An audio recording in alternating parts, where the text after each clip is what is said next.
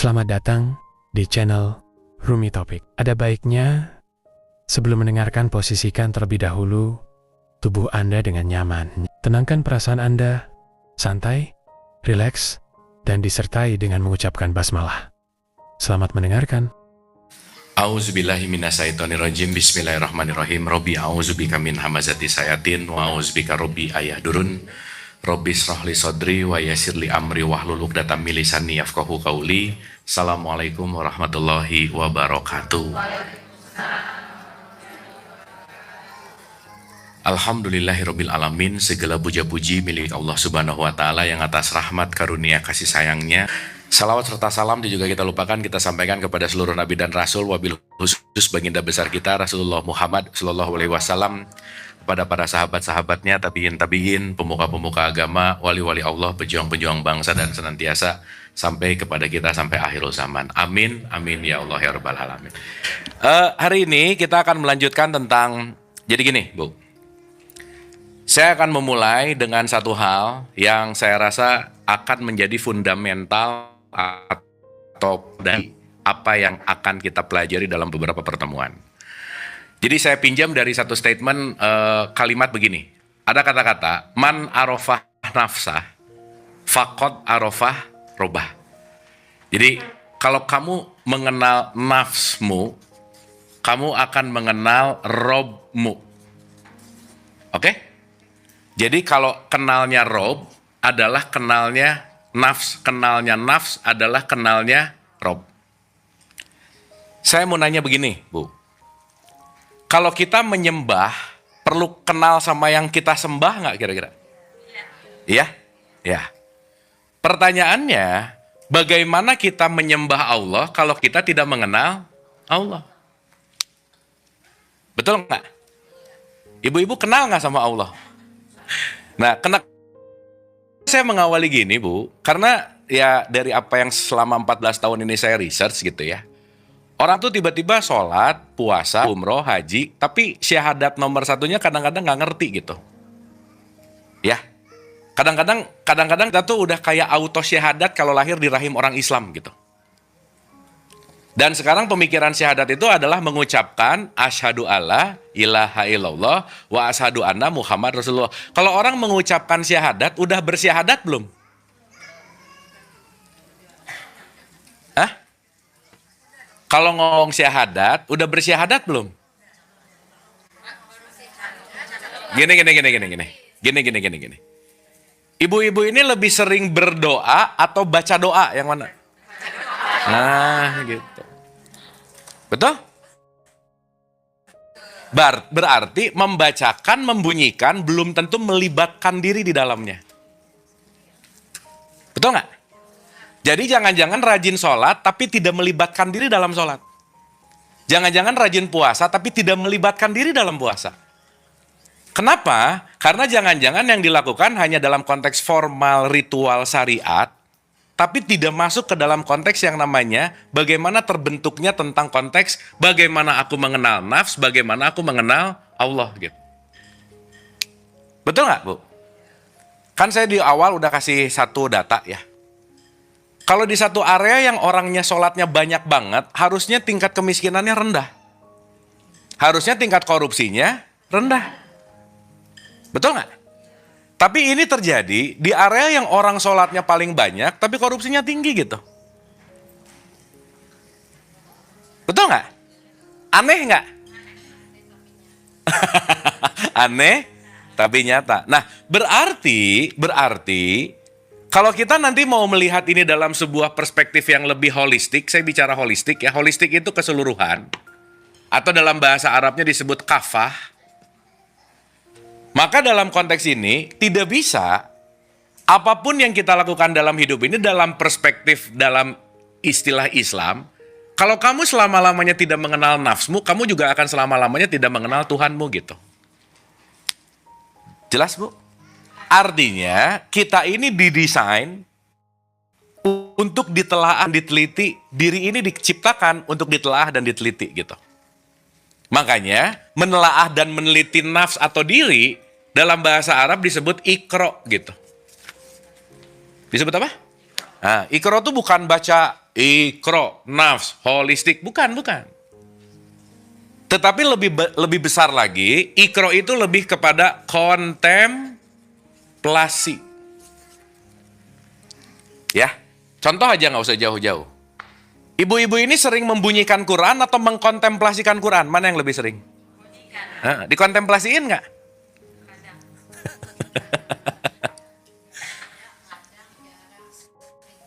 Betul kan? Sehingga kalau tidak masuk dalam kontemplasi, kalau tidak masuk ke dalam pendalaman, maka bagaimana segala bentuk apapun yang dilakukan, nanti outputnya adalah dilakukan dalam wilayah yang namanya sadar gitu. Dan saat kita tidak melakukan dalam wilayah sadar, kita hanya melakukan dalam wilayah ikut-ikutan. Kebiasaan. Sholat itu jadi kebiasaan, bagus. Tapi kalau tidak jadi kesadaran, hanya sebagai ritual. Betul nggak, Bu? Sehingga kalau kita tidak berpindah tempat, dari konteks ritual menuju spiritual, dari konteks syariat menuju hakikat, maka kita nggak akan masuk ke dalam konteks yang namanya kafah ini sendiri gitu. Nah, punten pisan, mohon maaf ya, karena ini saya risetnya ada di situ. Banyak kajian yang dilakukan, itu berbicara di wilayah kulit tapi tidak masuk di wilayah rasa gitu, Bu. Makanya tidak menggugah kontemplasi, hanya mengulang-ulang cerita yang sama jadi sebuah dongeng gitu. Jadi dapat sesuatu didongengin, tapi nggak tahu rasanya gitu. Ya. Jadi saya mau pemanasan dulu sedikit sebelum kita masuk ke fase berikutnya. Oke, Bu? Nah, sekarang saya mau bicara dulu, misalkan saya mau pinjam dari siapa ya? Imam Ghazali misalnya. Ya. Kita bicara dalam wilayah yang namanya transformasi. Transformasi itu adalah perubahan perpindahan. Saya kasih analogi sederhana yang diambil dan dilakukan oleh Imam Ghazali misalnya. Ibu dan bapak, ada bapak satu ya, jadi ibu bapak ya. Nah. Kalau kita bicara Islam, setidaknya kalau pinjam dari transformasinya Ghazali, setidaknya ada 3 poin besar, Bu, Pak. Ada 3 poin besar. Dan Islam ini nanti kita bicara sesuatu yang luas banget. Sehingga ibu dan bapak, saking luasnya Islam, sebanyak-banyak yang kita tahu, lebih banyak yang kita enggak tahu. Jadi lebih baik nggak usah terlalu banyak menilai, karena jangan-jangan kitanya yang belum tahu gitu. Jelas? Sip ya? Jadi saya mau kasih rumus dulu. Rumus nomor 1. Belajarlah untuk terus menjadi pemula gitu, Bu. Dah aja. Belajarlah untuk jadi beginner terus. Belajarlah untuk nggak tahu terus. Karena kenapa? Saat udah merasa tahu, kita bisa menilai.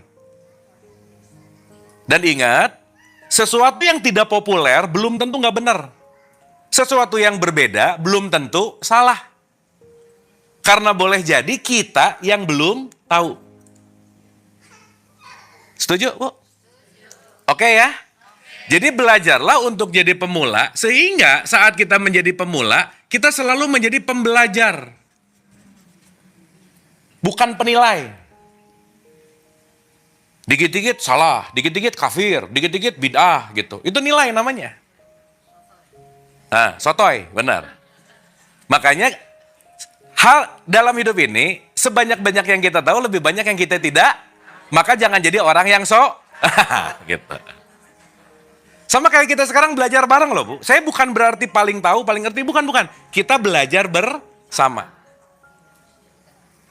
Sip ya. Ibu pernah dengar kata murid nggak? Murid itu apa sih?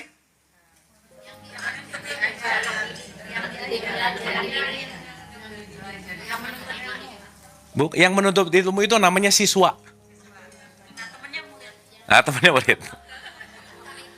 Nah, murid itu dari kata aroda. Aroda itu artinya yang mau menghendaki. Itu namanya murid. Menghendaki. Ibu datang ke sini menghendaki ilmu nggak? Nah, saya datang ke sini menghendaki ilmu nggak? Kita sama-sama murid nih. Kalau siswa, pembelajar. Makanya kita ini sama-sama murid. Nggak ada guru murid di sini gitu. Karena begitu udah ada level guru sama murid, ngerasa dia oke banget, kita nggak oke gitu. Nggak bisa begitu. Kita sama-sama belajar. Berarti kita sama-sama terlibatnya kira-kira. Terlibat. Sip ya. Dan puncak keterlibatan bukan tahu, tapi mengalami. Ibu-ibu kalau pulang dari sini cuman tahu gula itu apa, teori gula gimana, tapi nggak pernah ngerasain manis, ibu nggak akan pernah tahu kebenaran gula gitu. Betul? Berarti kebenaran itu terletak, kepastian kebenaran itu terletak bukan dari taunya kita, tapi mengalaminya kita. Jadi kalau sekarang ngaji nggak pernah dialamin, tahu terus, belum otentik namanya gitu. Jelas ya? Cuman paradigma masyarakat kita, kalau udah ngaji aja udah ngerasa punya pahala gitu masalahnya. Nggak salah sih, itu bagus buat anak TK supaya semangat gitu. Masa udah level-level gini masih gitu. Oh. Dia pulang dari sini bikin status, aku udah solehah gitu.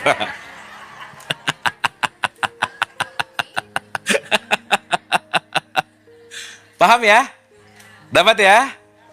Maka pandangan holistik yang lumayan agak sadar, kalau lihat perbedaan bukan menilai, tapi justru antusias. Kok bisa beda ya? Berarti kalau ada perbedaan, ada sesuatu yang bisa kita pelajari. Maaf banget Bu, kalau orang gampang banget menyalahkan, berarti tingkat perluasan dirinya akan sempit pasti. Dan orang yang sempit untuk meluaskan dirinya, pasti hidupnya susah happy, udah. Sempit aja. Bu, kita pemanasan dulu boleh ya? Supaya paradigmanya tuh, jadi gini Bu, saya selalu mengatakan begini. Hijrah itu bukan soal ganti baju, tapi ganti paradigma nih. Karena ganti baju, paradigma yang nggak diganti, levelnya pasti di situ-situ terus gitu. Meskipun mau ganti baju duluan boleh sih. Tapi pemikiran yang nggak berubah, dia nggak akan merubah hidup aja udah. Maka memperbesar pola pandang dalam konteks kehidupan, nggak bisa enggak kalau kita tidak mau menjadi pembelajar gitu kira-kira. Jelas ya? Sehingga output pemula dan pembelajar, satu, tidak mudah menyalahkan. Jadi kalau kita bawaannya pengen nyalahin mulu, nah dicek tuh. Apalagi selalu pengen tahu atau pengen lihat kesalahan orang. Contoh. Ada yang bawa Quran nggak? Tolong bukain satu ayat dulu aja. 17 ayat 53 misalnya. Sok, buka dulu. A'udzubillahiminasyaitonirrajim. Bismillahirrahmanirrahim. Surat Al-Isra ayat 53. Ya. Dan katakanlah kepada hamba-hambaku, hendaklah mereka mengucapkan perkataan yang lebih baik atau benar. Sungguh, setan itu selalu menimbulkan perselisihan di antara mereka. Sungguh, setan adalah musuh yang nyata bagi manusia. Tadi yang menimbulkan perselisihan siapa? Jadi kalau bawaannya pengen berselisih mulu lagi jadi apa? Nah, tapi biasa aja ngomongnya, jangan setan, itu biasa aja, santai-santai. Nah.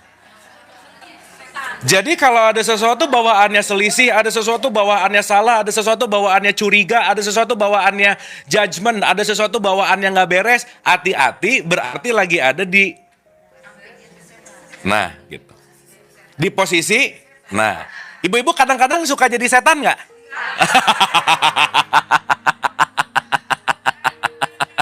Langsung ngomong, enak aja nggak? Bukan kadang-kadang, selalu. Paham ya? Sip ya? Jadi nomor satu, kenapa sih Nabi Muhammad sampai bilang gini Bu? Ada hadisnya bilang gini. Tidak akan ada orang yang masuk surga kalau dia membawa satu zarah kesombongan. Dan salah satu kesombongan yang kira-kira nggak terlalu disadari adalah bahwa kayaknya aku lebih baik dari dia deh. Menilai. Habis gitu. Tapi ya Bu, banyak, iya. Jadi kita mau termasuk yang banyak atau yang sedikit? So, buka lagi surat 6, 116. A'udzubillahiminasyaitonirrajim. Bismillahirrahmanirrahim. Surat Al-An'am ayat 116. Ya. Dan jika kamu mengikuti kebanyakan orang di bumi ini, Kalau kita mengikuti kebanyakan orang di bumi ini, lanjut. niscaya mereka akan menyesatkanmu dari jalan Allah. Akan apa Bu? Jadi kebanyakan berpotensi untuk apa? Lanjut. Yang mereka ikuti hanya persangkaan belaka, dan mereka hanyalah membuat kebohongan. Tuh. Jadi, secara mayoritas itu pasti ikutan. Di sini aja ya, berapa persen ketika disuruh sholat mempertanyakan, kenapa sih aku harus sholat? Apa sih tujuannya sholat? Itu pasti nggak banyak, Bu. Rata-rata ngikutin, nggak lagi menggunakan critical thinking-nya, pokoknya sholat aja udah. Betul nggak? Sehingga melakukan sesuatu jangan-jangan tidak menggunakan akal. Jadi kalau tadi Ibu bilang emang kebanyakan gitu, ya oke. Kita mau jadi kebanyakan atau tidak gitu. Betul nggak? Makanya kenapa selalu nih ya, Allah tuh selalu bilang, aku tuh paling gak suka sama orang yang gak pakai akal gitu. Itu di surat 10 ayat cepek tuh ya, 10 ayat 100. Di situ kalimatnya menarik banget loh. Aku gak suka sama orang-orang yang tidak mempergunakan akal. Berarti cuman ikutan. Oke, Bu? Berarti sekarang saya tanya, pulang dari sini ikut. Karena kalau ibu-ibu berpikir, pulang bukan bawa dongeng. Bawa bahan untuk dikontemplasikan. Oke? Sip? Duh, lemas gini. Ini oke nggak? Mau saya ajak mikir, mau? Yang mau saya ajak mikir nggak banyak, Bu. Kira-kira malas mikir, nggak akan ikutan kajian gini-gini aja. Karena senangnya, pokoknya, katanya, konklusi. Pokoknya, katanya, konklusi. Udah aja. Jadi tidak dilatih akal berpikirnya, akhirnya apa? Tidak mandiri. Akhirnya apa? Nggak pede. Dikit-dikit nanya. Nyari validasi gitu. Oke? Sip? Berarti itulah kenapa disebut majelis taklim. Taklim apa sih, Bu, artinya? Mulai. Taklim itu di tengah katanya ada a'lam. A'lam itu artinya pengetahuan, nanti yang dialami. Berarti apa yang kita pelajari sekarang pulang perlu dialami nggak? Iya, bukan dihafal, disimpan di catatan, bukan. Jadi mending tahu satu ayat tapi dikerjain, tapi daripada tahu ratusan ribuan ayat dipakai debat, dipakai nembak orang gitu loh, Bu. Sip ya?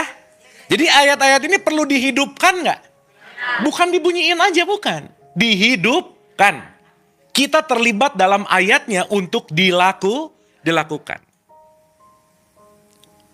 Oke? Sip? Nah, saya balik ke Ghazali nih.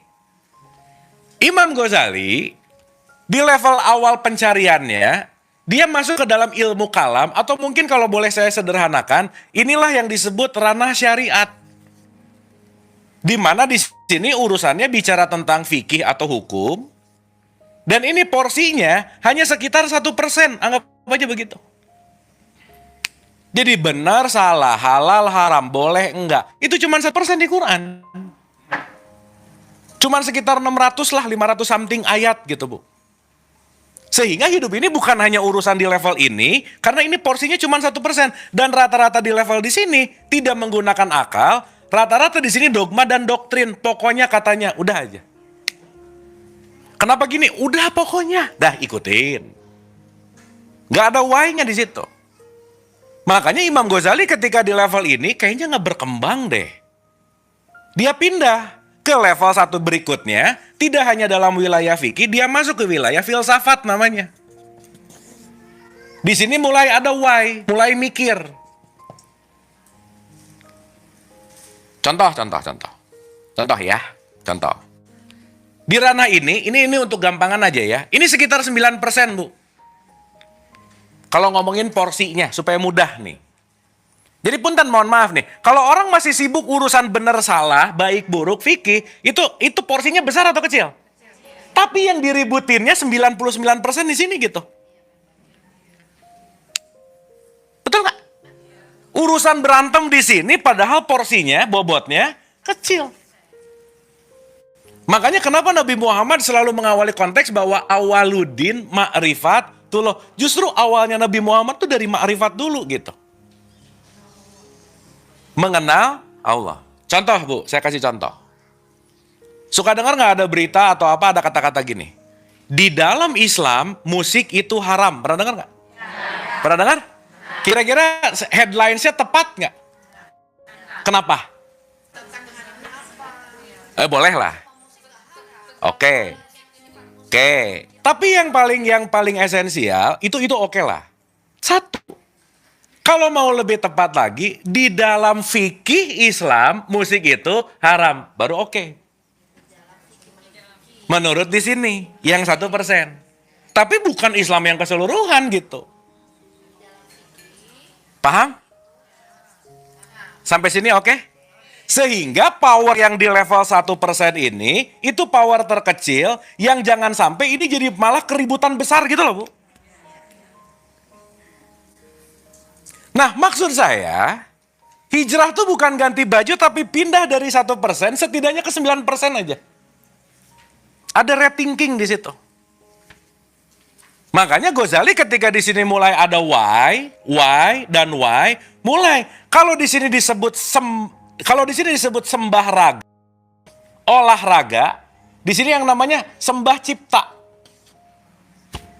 Udah mulai ngerti yang dikerjain.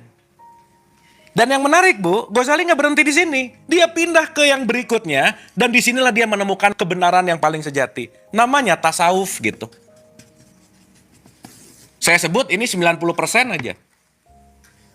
Kenapa? Karena di tasawuf ini udah nggak nyari kebenaran, mengalami kebenaran. Karena tahu benar dan mengalami benar, dua hal yang berbeda. Di sini ngomong gula itu manis, gula itu manis. Di sini diteliti, gula putih dari mana? Dari sini. Tapi dua di sini belum ngerasain manisnya gitu. Sampai sini oke? Maka kalau udah di ujung di sini, udah olah cipta lagi, di sini olah rasa. Maka raga, cipta, dan rasa nggak bisa lepas dalam satu kesatuan. Maka dalam konteks syariat, di sini torikohnya, di sini hakikat. Keseluruhannya menjadi makrifat gitu. Bu, maaf ya. Ibu mau teriak Allah 1000 kali, tapi nggak tahu rasanya Allah, itu baru bunyi. Berarti membunyikan jalan menuju merasakan. Jadi sekarang saya tanya, Islam itu sebenarnya paling banyak terdiri atau dalam unsur rasanya, atau dalam unsur tampakannya, identitasnya? Rasa. Maka yang kemarin kita bahas, Islam itu berbicara tentang value, nilai. Bukan hanya urusan identitas. Nah cuman orang kegeeran sih karena lahir udah di KTP-in Islam, ngerasa aku udah Islam. Jadi ibu-ibu udah Islam belum? Udah dong, apanya? KTP-nya. Paham ya? Tapi sekarang urusan ilaihi rojiun, urusan KTP bukan? Emang mati KTP dibawa? Nah ini nih kalau ada masih bekas-bekas lama gitu tuh, ya gitu. Enggak dong. Ilaihi rojiun urusannya di wilayah rasa, di wilayah value gitu. Maka yang 5 waktu sebagai syariat itu cara. Tapi jangan sampai sholat 5 waktu jalan, tapi tidak menghidupkan sholat dalam kehidupan gitu. Jelas nggak, Bu? Oke nggak nih? Paham ya? Berarti harus ada ciri rasanya nggak kira-kira? Ayo dong kita tunjukin rasa Islam itu adalah rasa yang penuh welas asih. Tidak pelit. Enggak baperan. Enggak senggol bacok. Itu taste-nya. Bu punten, mohon maaf ya. Ada nggak orang yang sholatnya rajin banget tapi pelit? Ada nggak? Jangan banyak, nggak enak, ada aja. Berarti di sini nih, ya nggak apa-apa juga. Paham ya? Nah tadi Quran ngomong, kalau kamu mengikuti kebanyakan orang di muka bumi ini, makanya kalau ibu pernah dengar satu kisah ya, kenapa para sahabat itu selalu pakai doa gini, Bu. Jadikanlah kami golongan yang sedikit. Pernah dengar nggak? Golongan yang apa? Sedikit. Kenapa? Karena kebanyakan mah ikut-ikutan. Betul? Sekarang saya tanya, saking kebanyakan ikut-ikutan, berarti 99% ngerti-ngerti amat atau enggak? Tapi karena mereka mayoritas, jadi terlihat benar. Paham? Contoh. Di satu kelas ada 10 orang. Satu waras, 9 gila. Satu apa? 9? Yang gila jadi yang mana? Yang satu. Karena kalah jumlah. Betul nggak? Makanya Nabi Muhammad begitu pertama kali jadi nabi disebut orang apa? Nah. Jadi kalau mau ngikutin Nabi Muhammad harus jadi orang apa? Bukan. Ini suka aneh-aneh. Bukan. Ini nih. Jadi yang 90% bukan jadi orang gilanya, bukan. Ini suka aneh-aneh ibu-ibu mah. Bukan itu. Paham ya? Dapat ya? Nah. Berarti udah bulah ya. Saya rasa ini mah kita checklist aja. Udah, ini pengajian udah lama, pasti bener nggak? Dah, ini pelan-pelan. Tapi kita ke area ini sekarang. Karena kalau kita tidak masuk ke area rasa, kita nggak akan pernah mengalami langsung. Karena kebenaran yang sejati adalah bukan pokoknya, bukan katanya, tapi aku mengalami langsung. Oke Bu? Sip? Contoh, saya kasih contoh. Saya masuk dulu ya. Ini satu, ini sekarang yang kedua. Pelan-pelan ya, pelan-pelan. Pelan-pelan. Contoh. Ibu-ibu sering baca Quran nggak? Sering baca Quran? Nah, saya mau nanya. Quran yang kita baca, itu kitab kebenaran bukan? Hah? Coba ya, sekarang kalau mau jawab, mikir dulu pelan-pelan aja. Jangan main, iya. Kita latihan ke yang 90% nih. Nggak usah kejauhan, yang 9% aja dulu ya. Dan nanti ke situ mau panjang lah ceritanya. Saya dengerin dulu pertanyaan saya. Coba, Bu punten, ini aja nih. Ibu pinjam ya, punten pisan, supaya gampang. Oke. Saya lagi pegang apa, Bu? Pegang apa? Nah, ulang ya. Nah, ulang. Yang barusan saya pegang, buku Al-Quran. Ya. Ini saya lagi megang apa, Bu? Buku Al-Quran. Namanya mushaf. Mushaf. Oke? Jadi saya lagi megang apa ini sekarang? Mushaf. Nah, sip, bagus. Kira-kira isi buku ini kebenaran bukan?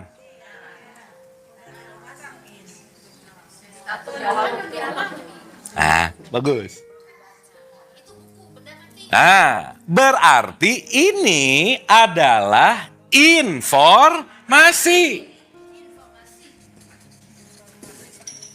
Nah, berarti waktu ibu-ibu baca ini, lagi baca apa? Informasi. Udah tahu kebenaran belum? Nah, gitu. Nah. Karena saat ibu-ibu baca di sini, baru dapat informasi, sudah terlibat dalam Quran belum? Belum. Nah, sekarang pertanyaannya, informasinya aja yang dibunyiin nggak ngerti, gimana mau mengalami? Nah, berarti kembali ke 1%. Sekarang saya tanya, yang lebih sering dari kita membunyikannya atau mengamalkannya, yang mana?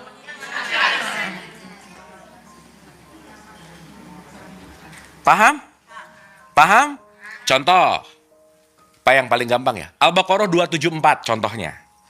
Orang-orang yang menafkahkan hartanya baik siang maupun malam, secara tersembunyi maupun terang-terangan, mereka tidak akan mendapatkan sedih dan mereka akan mendapatkan bahagia misalnya. Ibu waktu baca ayat itu langsung happy nggak? Langsung bahagia nggak? Belum, baru tahu Nah, saat tahu informasi dari Quran, oh kata Quran, kalau aku bersedekah baik lapang maupun sempit, tersembunyi maupun terang-terangan, aku happy deh. Baru hanya berarti informasi itu kalau mau dialami harus diapain? Selesai ngaji, sedekah. Begitu sedekah ada rasa bahagia. Kira-kira begitu sedekah ada rasa bahagia, informasi dari Quran valid nggak? Disitulah kita ngomong, Shadaqallahul azim.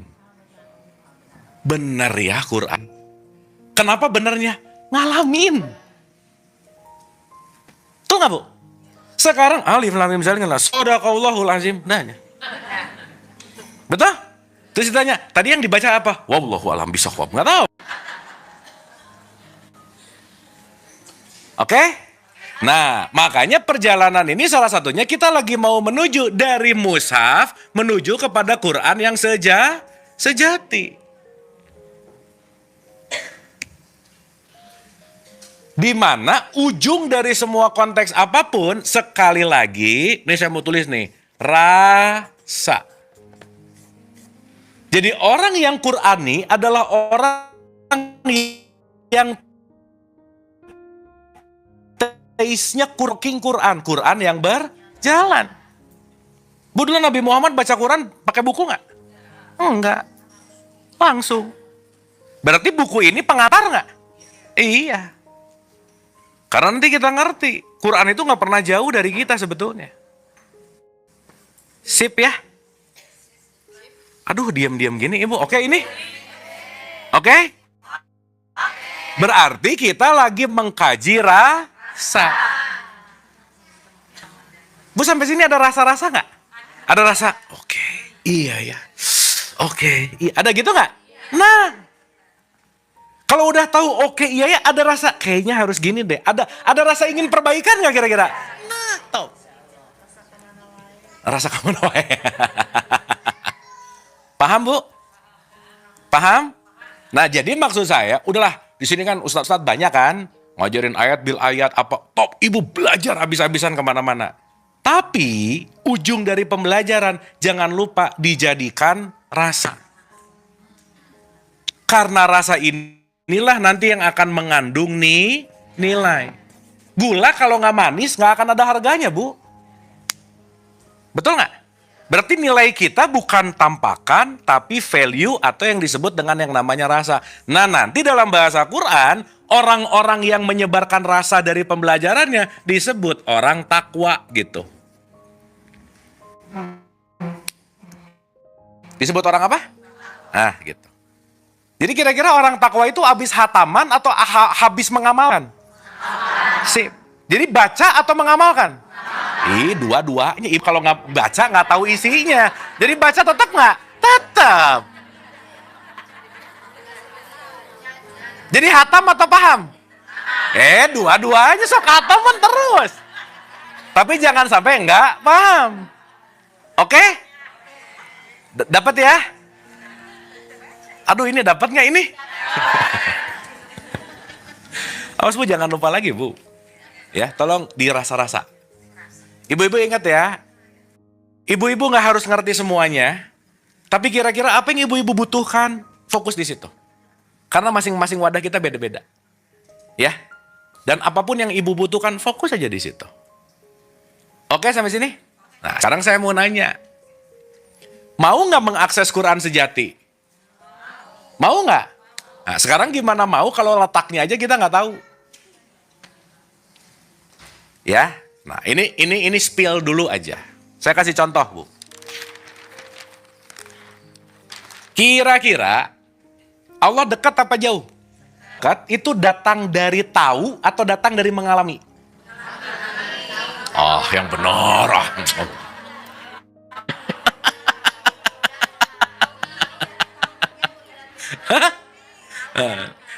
Kan suka gini, Allah dekat, kata siapa? Kata Ustadz kemarin. Nah, itu mah baru katanya. Betul? Oke. Sekarang kalau Allah itu sangat dekat, setidaknya hari ini kita tahu secara pengetahuannya dulu. Betul? Oke. Kalau kita bicara tentang Allah itu dekat, kan kita mau ilaihi roji'un nih ceritanya. Saya kalau nggak dikasih alamat ke sini, nggak akan nyampe sini, Bu. Betul? Berarti kalau mau sampai harus tahu. Nah, alamat Allah di mana? Oh, di akhirat.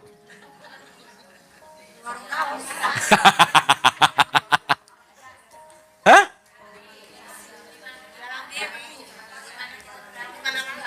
Nah, berarti alamat Allah itu sesuatu yang paling dekat. Aku dekat, engkau dekat. Berarti kira-kira Allah bersemayam atau diam di letaknya, lokasinya, kilometer, sentimeter nggak kira-kira? Nggak mungkin. Karena dia dekat. Berarti dekatnya tidak seseorang sama Allah ditentukan oleh apa kira-kira? Kok amal ibadah? Hah? Tergantung apa coba? Rasa? Oke. Apalagi? Ya oke. Gini. Ibu-ibu kan lagi fokus ke saya nih ya. 100% anggap aja ya. Ini meskipun kelihatan muka-mukanya rada kayak mau belajar, tapi pikirannya kan ke pasar lah, kemana. Ya nggak apa-apa juga sih, udah nggak apa-apa. Tapi anggap aja gitu. Ya kelihatan Bu, ibu nggak bisa bohong lah, udah ya. Karena tatapannya tuh kosong gitu. Gitu. Nih, ibu kalau lagi fokus ke saya, apa yang terjadi di belakang ibu tahu nggak? Enggak. Jadi maaf ya Bu ya, ibu kalau lagi fokus ke saya, di belakang mau ada dinosaurus, ibu nggak akan Betul? Sedekat apapun itu, kalau kita nggak sadar, kita nggak akan Paham? Berarti urusan kedekatan sama Allah bukan urusan dekat, tapi urusan aku lagi sadar atau tidak gitu. Udah lah, gak usah jauh-jauh. Kalau lagi rada-rada rusuh, cepet-cepet nyari handphone di meja. Nggak ketemu, Bu. Mana handphone? Gitu nggak? Padahal dari tadi ada di situ. Betul? Berarti dekat jauh tidak ditentukan oleh lokasi, tapi dekat jauh ditentukan oleh kesadaran. Paham, Bu? Paham? Oke, sekarang saya tanya. Ibu-ibu dalam keseharian melakukan sesuatu, lebih banyak pakai kesadaran, lebih banyak pakai kebiasaan, yang mana? Nah, bagus, ngaku ya. Nah. Berarti sadar lawannya kebiasaan. Kenapa? Kalau sudah kebiasaan, sadarnya nggak dipakai lagi. Jadi jangan-jangan sekarang sholat 5 itu bukan kesadaran lagi sih. Nah, Allahu Akbar. Udah biasa dengar azan langsung ke kamar mandi. Allahu Akbar. Ciri-ciri orang sholat nggak sadar tahu nggak? Allahu Akbar. Rakaat 2, rakaat ya udah pastilah. Makanya lawan kata sadar akhirnya jadi mabuk. Paham? Jadi apa? Mabuk. Ibu duduk di lagi sadar lagi mabuk.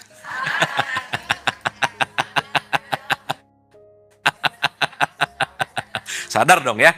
Nah, di sini sadar lagi dengerin saya ngomong. Nah, rata-rata 8 detik sadarnya. Nah. Nanti belok lagi ke sini, betul nggak? Betul. Karena jarang melatih kesadaran. Maka nanti urusan sadar ini kaitannya sama fokus. Nanti kita ke situ. Nah cuman, karena ini kelas kita baru awal-awal Bu. Sekarang saya tanya. Kalau kita mau lebih sadar, ada bagian diri kita yang perlu dilatih nggak? Ada apa? Hah? Oke, contoh ya. Ibu ingat apa Mbak? Yang baru pertama kali mungkin belum tahu ini, tapi saya mau ulang ya. Oke. Diri kita yang paling tertampak kelihatan fisik selihat-lihatnya, itu namanya adalah jasad. Apa Bu? Nah. Jasadnya ibu sama teman sebelahnya sama nggak? Nah, mulai. Nah, bagus ya. Tidak, habis gitu sadar. Sama. Berarti barusan lagi apa? Mabuk. Nah, ulang ah. Ulang. Ulang. Jasad. Ulang. Jasad. Sama-sama punya mata? Sama-sama punya kuping? Jadi kalau kita cuma ngelihat sudut pandang jasad, nggak akan ada perbedaan. Betul, Bu? Kalau pinjam ceritanya Adam, semua bahan baku jasad itu dari apa, Bu? Bukan dari tanah, saripati tanah. Pakai saripati. Sok, sekarang saya mau nanya dulu. Kenapa ini disebut terbuat dari saripati tanah? Kenapa? Karena kalau meninggal jadi, udah nggak usah ngomong meninggal lah, kejauhan. Nanti.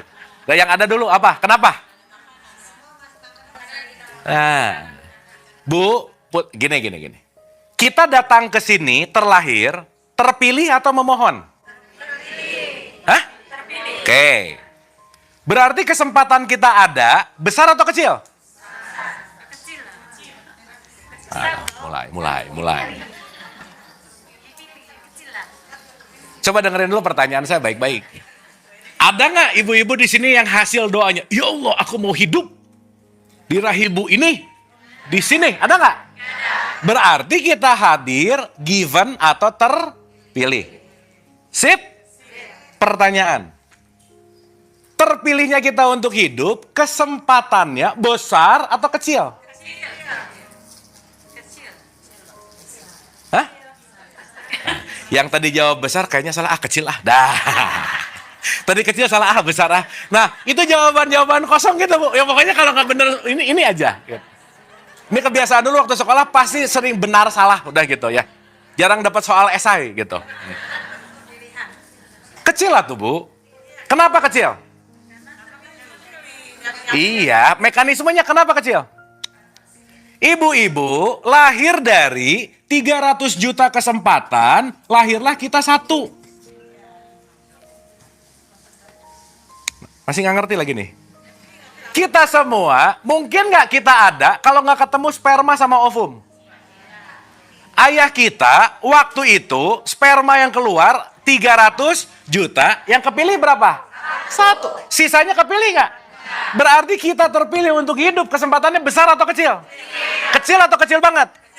Maka Allah bilang, udah kesempatannya kecil dikasih hidup, nikmat Tuhan kamu mana yang kamu dustakan gitu. Betul nggak? Ini kan baca Ar-Rahman, fabi ayyi Allah irabbikum tukasiban. Tapi kita nggak ada zauknya gitu, nggak ada rasanya. Kenapa? Ya Allah, dari 300 juta, aku ada, so berarti aku ini terpilih dari semuanya untuk hidup. Betapa beruntungnya aku. Ibu merasa beruntung nggak hidup? Tapi dari mukanya gini, iya. Berarti, punten nih mohon maaf ya, kalau orang banyak ngeluh, lupa kebersyukuran ini nih, jangan-jangan. Bu, ingat-ingat, ibu-ibu ini semuanya limited edition, titik. Nggak ada duanya. Sok ibu nyari yang mirip ibu 100%, nggak ada. Jadi kalau limited edition, mahal atau murah? Makanya jangan jual murah. Jual murah kepada kebencian, jual murah kepada korupsi, jual murah kepada mendengki. Itu lagi menjual diri kita murah banget gitu. Kan kita barang mahal, limited edition cuma ada satu kok. Berarti setiap kita ini unik dan otentik, nggak ada duanya. Pertanyaan saya, kalau kita semua unik dan otentik, bisa jadi orang lain nggak? Nah ini semuanya pengen jadi orang lain. Aduh kalau jadi dia enak ya, nggak bisa. Betul nggak? Dan yang lucu, udah jelas nggak bisa jadi orang lain, tapi keputusan yang paling ditakuti adalah menjadi diri sendiri. Duh kalau aku gini nanti gimana? Betul nggak? Oke, Ih, jadi diam gini, ini oke nggak?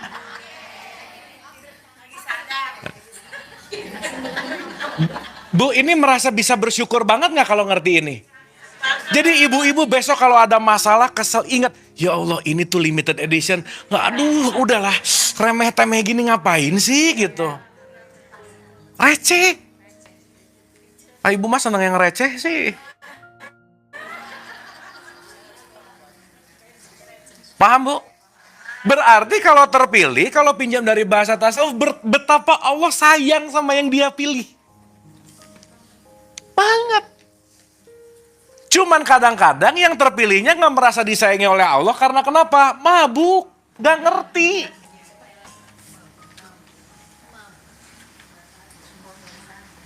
Oke? Dapat ya? Jadi kesempatan kita datang ke sini besar atau kecil? Awas nih salah lagi nih. Kecil atau kecil banget? Disitulah kita mulai menyadari nikmat Tuhan manakah yang engkau. Ya Allah, saya tadi dikasih. Bu, yang sisa ini pengen banget hidup. Ini yang udah hidup ngeluh mulu gitu. Kalau ngomongin idol nih ya. Bu, dulu tuh saya ikutan The Master acara sulap. Itu yang datang pesulap daftar ratusan bu. Tapi yang kepilih naik stage cuma 5 orang. Bersyukur nggak? Ya yang nggak kepilih, ya mohon maaf nggak kepilih gitu. Berarti yang terpilih memang siap untuk mementaskan di panggungnya Allah gitu. Jadi kalau mau saya kasih analogi bu, ketika Allah pengen bikin panggung sandiwara hidup, perlu aktor aktrisnya nggak? Nah ibu-ibu kepilih jadi aktrisnya gitu. Berarti ibu-ibu lulus casting nggak? Yang nggak lulus banyak nggak? Banget. Ini udah lulus casting tapi tidak berperan sebaik-baiknya. Paham? Oke? Berarti pertanyaannya kalau kita mau dijadikan aktor aktrisnya Tuhan dalam bahasa Quran disebut khalifah, harus tahu jalan skenario filmnya nggak? Iya. Harus ngerti posisi pemeranannya nggak? Iya. Maka bu, saat orang hari ini tidak bahagia, berarti lagi mengambil peran orang lain. Makanya kalau ibu-ibu pengen lebih happy, jangan nyuri casting orang lain, jangan nyuri peran orang lain. Udah aja. Biarkan dia sesuai dengan perannya. Semakin kita nggak usil sama peran orang lain, semakin pasti happy gitu. Oke? Oke? Bu, kalau koruptor, perannya korupsi, benar nggak? Udah jangan benci namanya koruptor, emang korupsi, udah. Cuman kita ngambil pelajaran ya jangan gitu. Karena kadang-kadang kita ngerasa paling benar, paling suci, paling oke, ngelihat ada koruptor di TV, mencak-mencak. Betul nggak? Padahal, mohon maaf nih, kalau kita tukar posisi, mungkin kita lebih parah dari dia. Kenapa kita belum korupsi? Karena belum ada kesempatan. Bener nggak ini? Nah, gimana bu? Iya. Jangan. Cuman kita nggak pernah tahu loh kalau ada kesempatannya, betul nggak? Maksud saya, yang tadi ke awal, belajarlah untuk tetap rendah hati.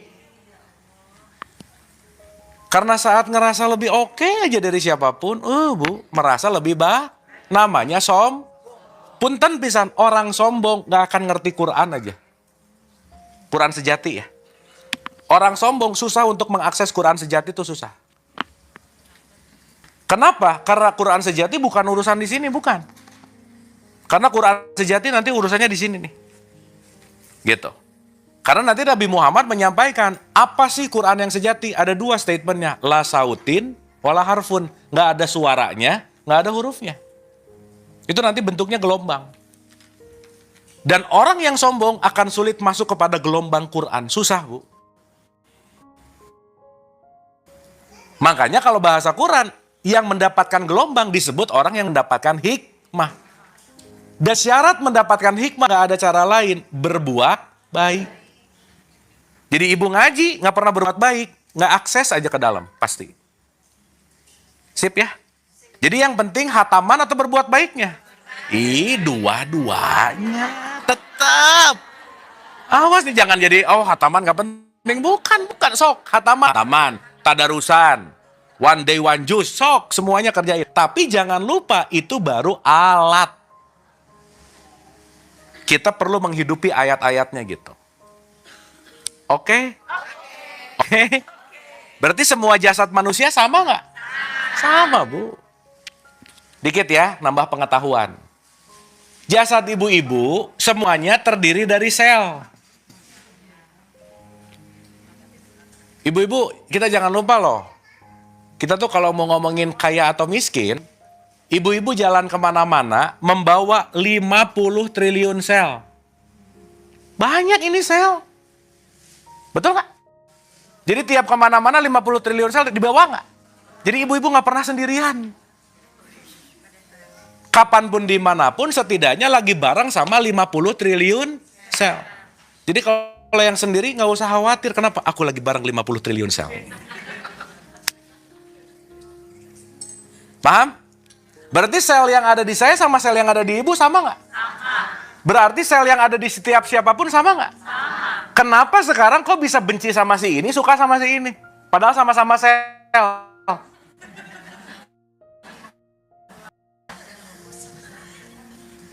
Benar nggak ini? Berarti ada bagian diri kita yang membuat itu yang bukan hanya bagian tubuh fisik. Makanya Bu, di puncak kesadaran yang paling tinggi nanti, di Al-Baqarah 115 ada kemana saja kamu menghadap, di situ wajah Allah. Kalau mau pakai bahasa tadi, kemana saja kamu melihat, kamu hanya melihat sel. Kalau kita udah ngelihat semuanya sel, tanpa perbandingan, perbedaan mana gelar, jabatan, dan seterusnya, kita nggak akan bisa beda. Kita nggak akan membedakan perlakuan kita sama presiden, jenderal, tukang bakso, tukang listrik, tukang taman, nggak ada bedanya. Semuanya adalah wujudnya Allah. Paham, Bu? Karena konteks di dalam semuanya tetap percikannya Allah. Kemanapun kamu menghadap, isi-isinya itu Allah. Maka jangan tertipu sama cangkang gitu. Sekarang saya tanya, kalau kita menilai orang dari cangkangnya, lagi jadi orang sombong nggak? Nah itu yang bilang Nabi Muhammad, udahlah. Sombong tuh jauh banget dari petunjuk gitu. Jelas, Bu? Hah? Tadi insya Allah tuh gimana nih? Paham nggak nih? Jadi sekarang kalau kita ngelihat siapapun yang kita lihat, please lihat isinya. Jangan lihat cangkangnya. Karena kalau ngelihat cangkang, potensi pasti berantem. Menilai. Bukan meninggal, Bu, menilai. Gara-gara meninggal aja, jangan, Bu. Udah, Ibu kayak udah pengen deh. Jangan ya. Menilai bukan meninggal, menilai. Oke, ini sampai sini. Oke? Makanya dalam tradisi Islam ada kata-kata iman, Islam, ihsan. Syariat, thariqah, hakikat. Pada puncak ihsan, nanti udah gak lagi ribut urusan ABC, udah gak lagi ribut, Bu. Contoh, masa sih, Bu, sekarang ada orang yang ketabrak di tengah jalan, puff, mau nolong, ditanya dulu, Ibu agamanya apa? Masa gitu? Iya, ada loh yang gitu. Berarti kalau dia menolong berdasarkan agamanya, dia menolong berdasarkan tubuh fisiknya, betul nggak? Berarti dia nggak ngelihat Allah di situ. Paham, Bu? Berarti semua casing ini sumber isinya sama nggak? Saat kita menyadari kalau sumber isinya sama, di situ kita mulai mengerti apa itu tauhid. Karena tauhid adalah kesatuan, nggak ada sumber selain Allah, nggak ada sumber selain sumber yang satu gitu. Dan saat kita mengerti ini sebagai laku, Bu, kita akan sulit kita akan sulit membenci orang aja. Berarti kemana saja menghadap wajahnya siapa? Tapi memang paling susah ngelihat Allah di orang nyebelin, pas susah aja ya. Begitu nyebelin, iya Allah gini-gini banget ya gitu. Nah, sekarang saya mau nanya, Menyebalkan, tidak menyebalkan, suka, tidak suka, A, B, C semuanya urusan jasad bukan? Ih. Dengerin dulu. Si jasad ini adalah wadah. Kalau kita cuman dikasih jasad, nggak akan ada perbedaan, semua cuman kulit. Makanya semua dari saripati tanah. Ngomong-ngomong udah paham ya saripati tanah? Kenapa kita dari saripati tanah? Karena ayah kita pasti membentuk sperma dari makanan. Makanan dari rantai makanan. Saripati yang semuanya sumbernya dari tanah. Paham, Bu? Protein ada datang dari sapi nggak? Berarti bahan baku kita apa? Awas jawab, bukan saripatinya, bukan sapinya. Kok jadi sapi? Bukan. Sapi perantara buat jadi protein jadi sperma jadi kita. Paham ya? Sip ya? Makanya casing kita, ini barang second, Bu. Loh, ketika ada orang kembali ke tanah jadi tumbuhan nggak? Tumbuhan jadi makanan sapi lagi nggak? Jadi protein lagi nggak? Balik lagi, betul nggak? Berarti casing ini daur ulang nggak? Udah makanya nggak usah bangga-bangga banget, udah biasa aja. Jangan so cantik, bener. Bener, Bu. Tapi emang nggak cantik sih, ya udah aja, nggak apa-apa ya. Ya udah. Maka tipikal orang yang rese itu pasti datang dari tanah sengketa, udah gitu aja. Jadi saripati tanahnya sengketa dulunya gitu. Ya, bermasalah. Jadi ibu-ibu kalau ketemu orang nyebelin, maklumi. Oh, tanah sengketa. Ya udah, selesai. Paham ya? Oke. Berarti secara fisik, jam berapa ini? Oke, masih ya. Oke. Bu, saya nggak cepat-cepat beresin nggak apa-apa ya. Tapi ibu part by partnya dapat ya? Coba-coba sampai depan ini udah dapat sesuatu. Mantap. Awas blank-blank banget mah jangan atau Bu. Apa ya gitu, jangan ya. Ya, dirasa-rasa ya. Dirasa-rasa. Oke. Kan kita mau ngaji rasa nih ceritanya. Dah, ngaji ayat panjang hadis apa ada ustadznya lah. Dah, kan di sini banyak pengajian kan? Nah, kita sekarang shifting dulu rada-rada ke tasawuf dikit gitu. Supaya ibu dalilnya dapat, hadisnya dapat, tapi bukannya berbentuk dalil dan hadis, tapi menjadi rasa. Karena output dari sini udah bukan urusan dalil dan hadis, perilaku. Setuju ya?